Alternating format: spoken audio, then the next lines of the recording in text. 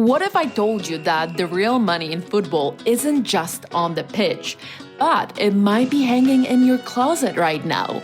Meet the couple who found a way to tap into the hidden goldmine of football and build a thriving online business selling this: vintage football shirts.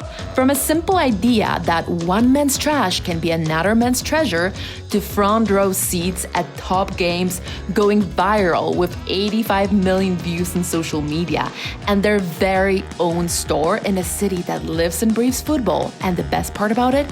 Anyone can do it. My name is Polina. I'm Serge, and together we are Stunner, Vintage Football Store and Media. This is the blueprint to building your very own football empire.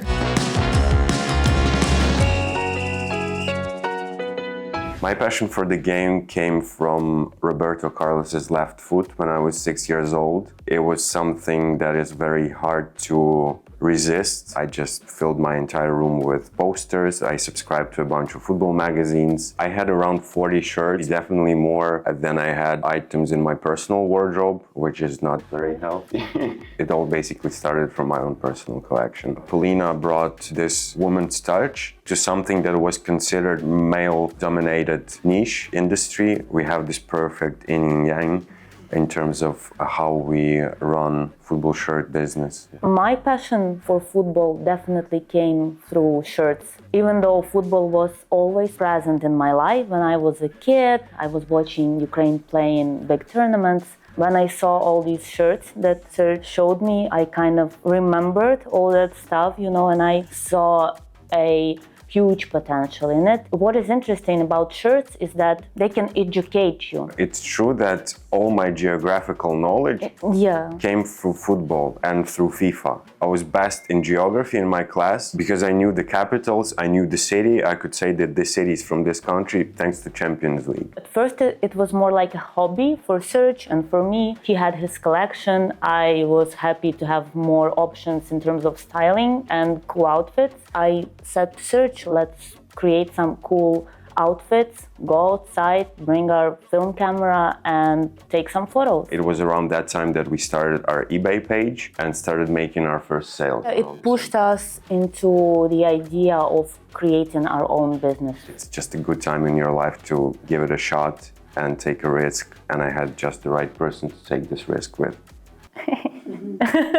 I'm responsible for sourcing shirts to fill our website with. We always do it one by one. We never buy them in bulk because then quality suffers, and quality is something that we're very proud of. In football terms, I'm like a midfielder, the cleaner, General Gattuso. And when it comes down to Polina, she's mostly... I'm more like Fantasista, Andrea Pirlo. I am behind all the creative stuff that you see in our Instagram, behind the reels, behind the editing, behind the photos, behind outfits, everything that is creative.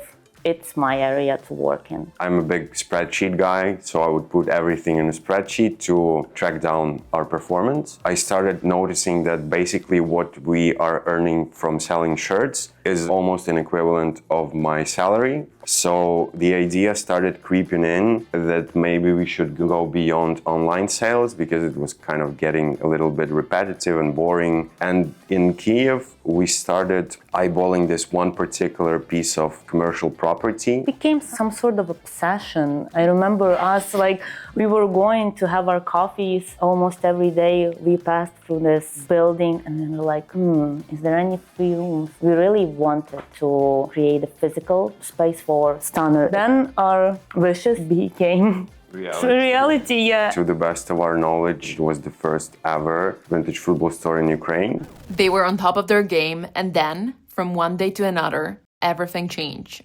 So we left Kiev on February 23rd, which was merely hours before the first missile started landing in Kiev. And we were leaving with full belief that we booked this 2-week-long trip. And then come back and we will have the plan. What should we do next?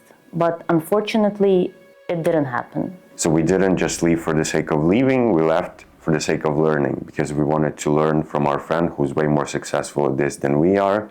And at that time, if I remember correctly, we kind of reached a creative block. We had our physical store in Kiev. It was already something that we wanted to improve. I want to change the approach. I want to change our Instagram. I want to change our style a little bit. Yeah, so that 2-week-long trip that we booked initially is still ongoing for us because we had never returned home. So we had to close down the shop whilst being abroad. We didn't have any stock whatsoever. Most of it I had to sell to other guys in Ukraine who sell vintage shirts just to be able to afford for us to stay abroad. That was our base to rebuild Stunner again. We lost everything. We don't have our store. We cannot see our friends and our families.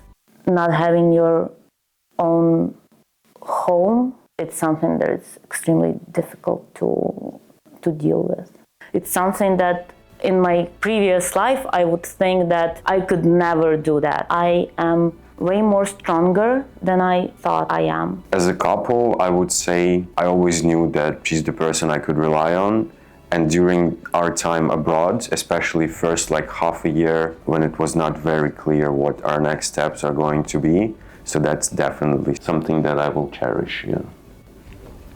There were a couple of moments when we were ready to give up. We are completely broke. We don't have a place to stay. It was our parents and our friends who told us, guys, don't you even think about it. We know that you're a hell of a creative couple and everything will be all right. This type of perseverance makes me really proud to be part of this nation. I think it's something that we keep on proving the entire world. We're a hell of a nation, very tough to break. It's just who we are.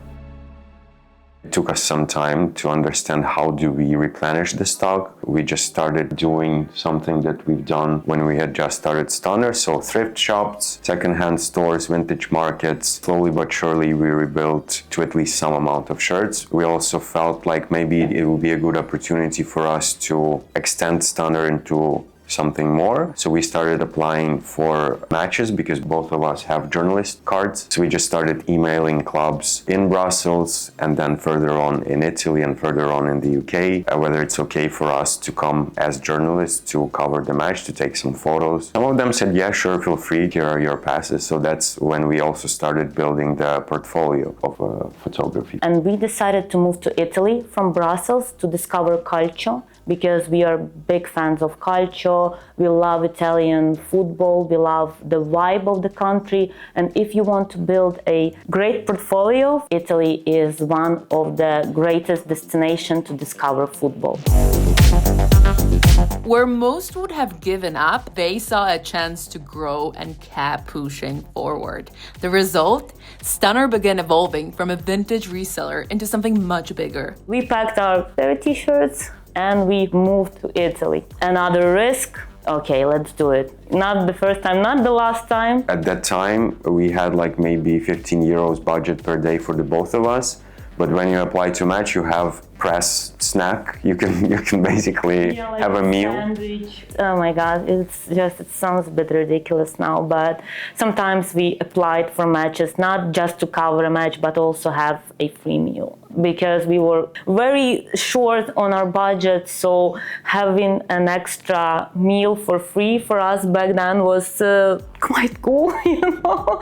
Sadly, Italy didn't last very long because just by the sound of it, you would think how long could they have lasted in these circumstances. So we stayed there for 3 or 4 months. So at that time, UK had introduced this Homes for Ukraine system, which was pretty easy to apply to as long as you had a person that could host you. And there came in handy yet another acquaintance that I had made through football back in 2015 when Years stayed with me. One night he spent with this man, drinking heavily. And now after how many years? 8 years. This connection changed our lives, basically. Football had always served this role in my life of being a universal mediator. Regardless where you end up, you will find people who are passionate about the sport. And if you have something of your own to contribute to the conversation, you will definitely click. And that was exactly our case with Sean, because ever since we got here, we lived with him and his family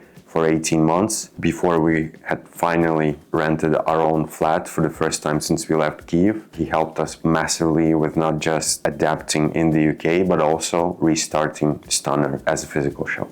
So we're in Manchester and we decided to take another risk and open our second physical store. But this time we didn't want to have just a store like it was in Kyiv. We wanted to create like a football kind of hub for like-minded people. So we wanted to show that Ukrainians who ended up in the UK, they are not just here to, sit on the dole and do nothing. We wanted for it to be a Ukrainian vintage football store run by Ukrainians who are willing to contribute culturally to the city. When we had just opened Manchester store, we still had like 8,000 followers on Instagram, which was the number that we were stuck for years. And she shows me this reel that she made, which was the first ever reel that made it big for us, I think. Yes, it was just a routine of a vintage football shop owner. All these tiny details that people don't see. Surprisingly, it went viral. And all it took is for me to be absent in order for Polina to start working creatively.